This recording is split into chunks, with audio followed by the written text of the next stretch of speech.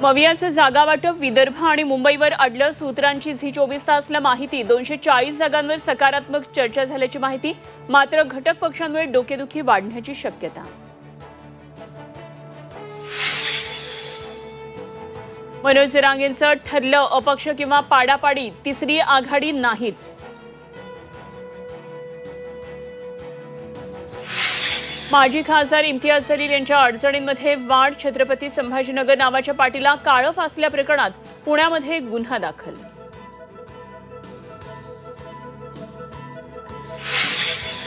पुण्यामध्ये स्कूल बसमधल्या 2 चिमुकल्यांवर अत्याचार. वानवडी भागातली धक्कादायक घटना. नराधम स्कूल बस चालकावर गुन्हा दाखल.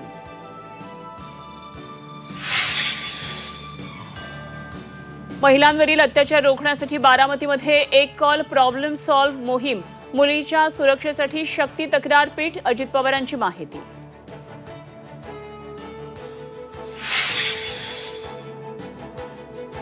शारदीय नवरात्रोत्सवाला आजपासून सुरुवात. देवीची 3.5 शक्तीपीठं भाविकांनी फुलली. आज घरोघरी घटस्थापनेनंतर आदिमायेचा जागर.